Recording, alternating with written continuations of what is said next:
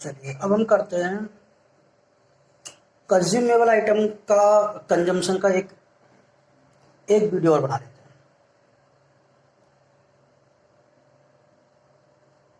Video 10।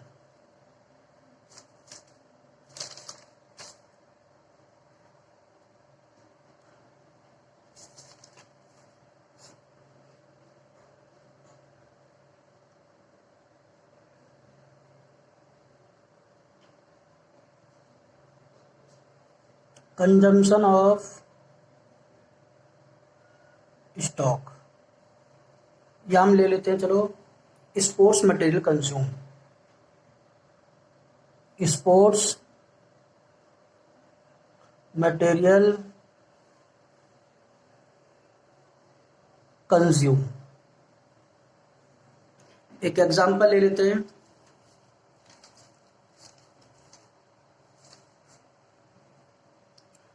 जैसे मान लो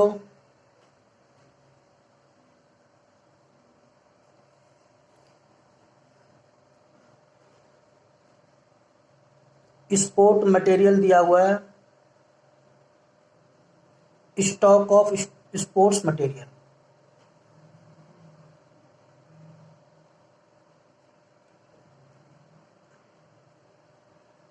opening है 1/4/2019 और क्लोजिंग है 31/3/2020।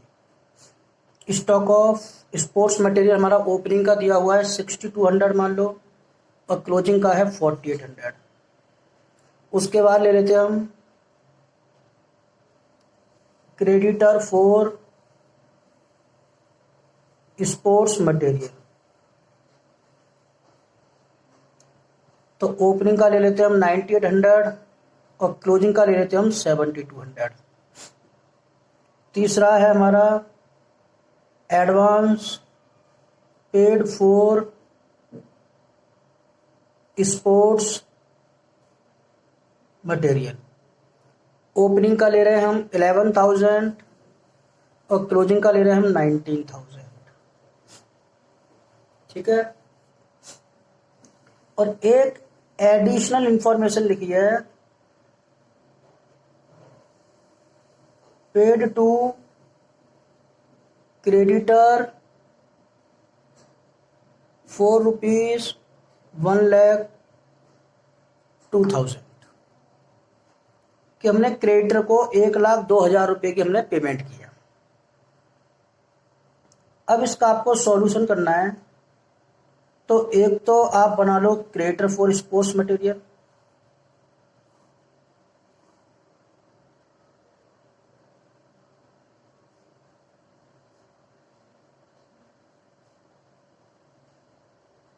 मटेरियल अकाउंट, और एक बना लो स्टॉक ऑफ स्पोर्ट्स मटेरियल।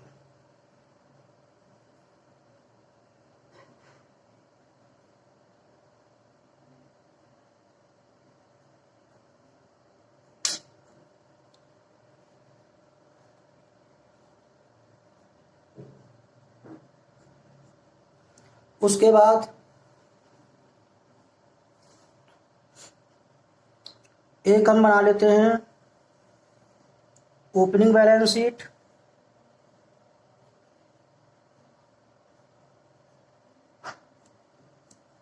एक बना लेते हैं हम इनकम एंड एक्सपेंडिचर अकाउंट,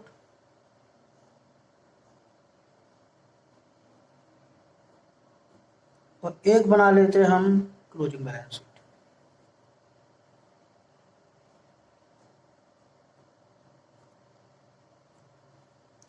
तो ये है हमारी ओपनिंग बैलेंस शीट। क्या डेट होगी इसकी? एज एट ये लो 1/4/2019, और ये हमारा income and expenditure account for the year ended 31 मार्च 2020, और ये हमारी क्लोजिंग बैलेंस शीट 31 मार्च 2020। लाइबिलिटीज होगी है असेट्स, लाइबिलिटीज होगी है असेट्स, और ये एक्सपेंडिचर, और ये इनकम अमाउंट। तो यह stock of sports material assets होती है। तो यहां पर लिखूंगा मैं to balance BD 6200 by balance CD 4800। Creditor for sports material by balance BD, liability होती है इसलिए क्रेडिट में लिख रहा हूं, ये असेट्स होती है इसलिए डेबिट में लिख रहा हूं। स्टॉक है स्पोर्ट्स मटेरियल का, टू बैलेंस सीडी, ये है हमारा 6200 4800। तो यहां पर लिख देता हूं मैं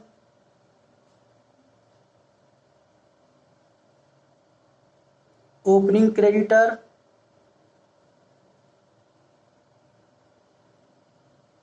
क्लोजिंग क्रेडिटर, और एडवांस असेट्स होती है, हमने क्रेडिटर को एडवांस दे रखा है मतलब उससे पैसा लेना है, और जो लेना होता है वो असेट्स होती है, डेबिट बैलेंस होता है।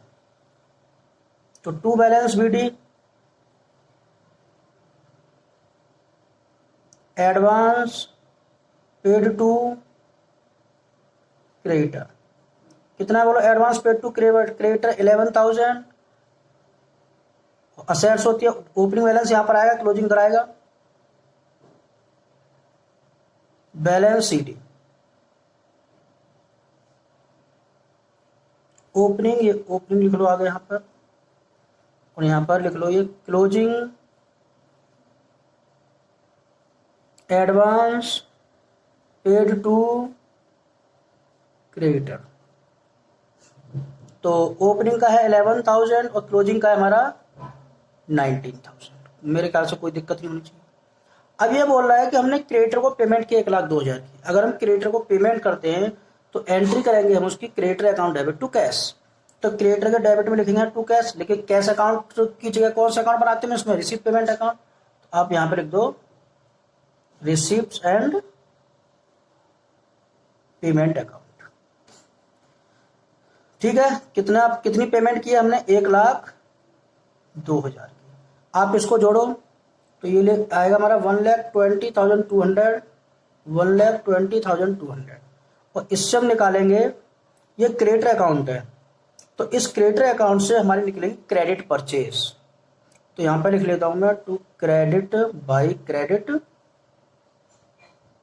परचेज निकल के आया ये हमारा बैलेंसिंग फिगर। तो ये हमारा बैलेंस निकल गया, इसमें से आप ये दो चीज माइनस कर दो, तो माइनस करके वैल्यू आएगी 91,400। इतने का हमने गुड्स परचेज किया है, तो यहां पर आ जाएगा हमारा क्रेडिट परचेज, कितना है हमारा 91,400। अगर मैं इसको जोड़ूंगा तो यह आएगा हमारा 97,600, 97,600। ओपनिंग में मेरे पास स्टॉक था इतने का मैंने और परचेज किया, और देख रहा हूं एंड में सिर्फ इतना बचा, तो बाकी स्टॉक क्या हो गया होगा, कंज्यूम कर लिया होगा। तो वो कहां पर जाएगा, income and expenditure.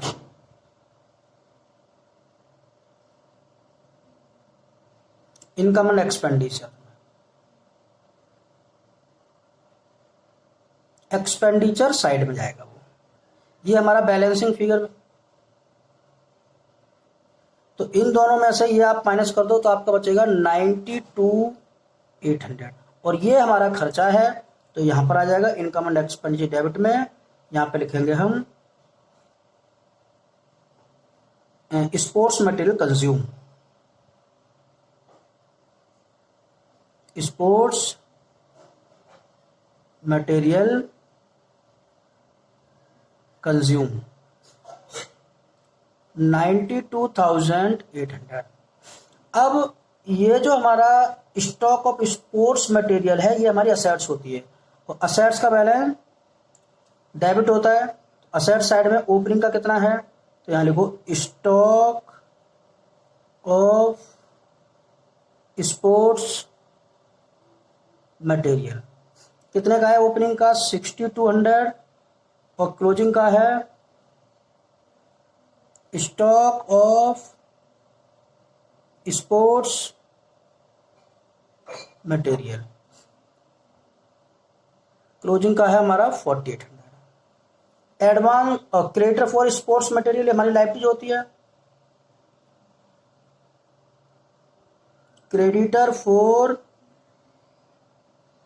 Sports material. Opening में है हमारा 9800,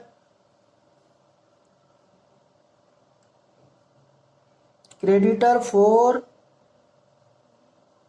स्पोर्ट्स मटेरियल, एंड का है हमारा 7200।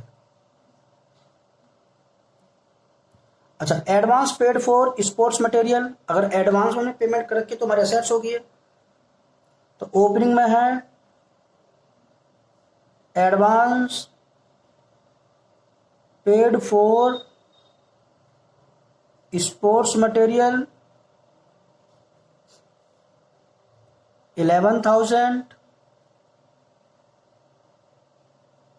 Advance paid for sports material, closing में है 19,000। और जो हमने क्रेडिटर को पेमेंट की है, ये वाली, एक तो रिसीव पेमेंट अकाउंट के पेमेंट साइड में भी जाएगी। तो हमने रिसीव पेमेंट अकाउंट बनाया नहीं, कोई बात नहीं, बस ये हमारा टोटल होगा। कोई दिक्कत है बताओ। अब इसका फॉर्मूला भी आप लिख सकते हो। तो देखो फॉर्मूला कैसे बनता है, आप लिखेंगे, देखो ये चीज है, एक ये है, तो आप लिखेंगे पहले ओपनिंग स्टॉक प्लस एक ये, इन तीनों चीजों को आप जोड़ लो, और इसको भी 1 2 3 4 चीजों को जोड़ लो डेबिट की, और इसको घटा दो, एक इसको और एक इसको। यानी फॉर्मूला एक तरीके से क्या बन गया, मैं लिख देता हूं यहां पर,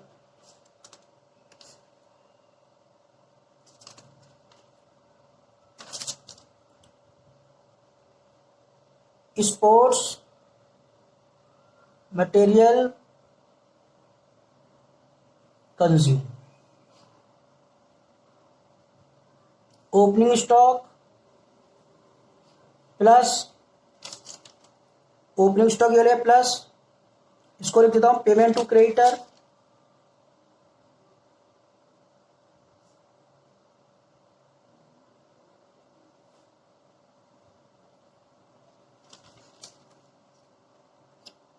तो ओपनिंग स्टॉक हो गया, पेमेंट टू क्रेडिटर हो गया, प्लस क्लोजिंग क्रेडिटर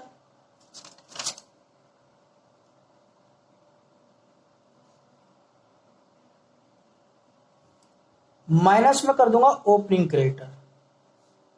देखो ये अपोजिट साइड में है, मैंने इसलिए माइनस किया, मैं दिखा देता हूं आपको, ये अपोजिट साइड में है।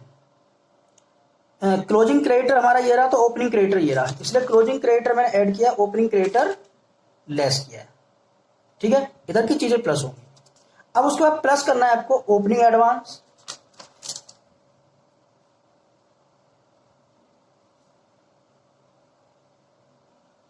माइनस क्लोजिंग एडवांस,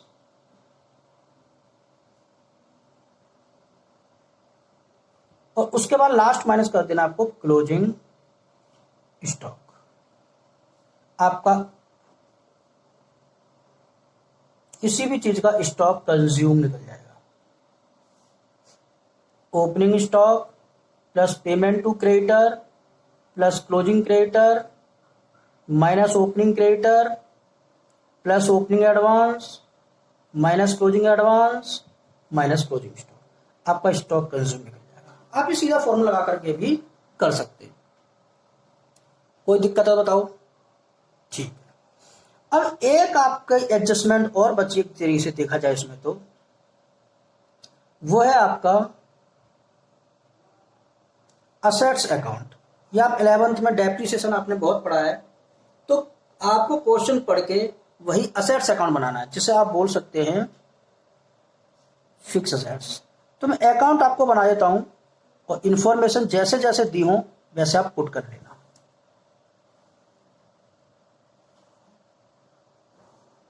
जैसे मान लो ये हम फिक्स असेट्स अकाउंट बना रहे हैं,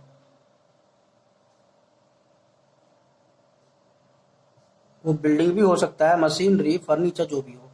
तो एक तो यहां पर आएगा हमारा to balance BD, opening balance यहां पर आ जाएगा, और एक closing balance by balance sheet, ये चीज दी होती है। अच्छा, उसके बाद अगर हमने परचेज किया है, और तो रिसीव पेमेंट अकाउंट में पेमेंट दी होगी है परचेज, तो हम यहां पर लिख लेंगे। अगर कोई डेप्रिसिएशन लगाया गया होगा तो यहां पर आ जाएगा। ठीक।